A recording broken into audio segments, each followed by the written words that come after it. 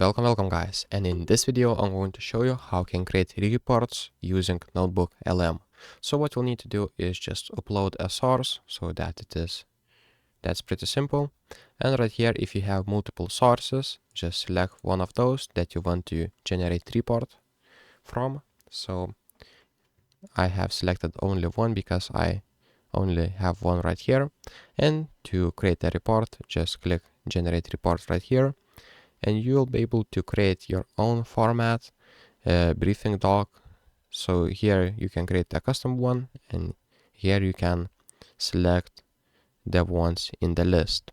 So if you want to create your own, you'll need to choose a language right here.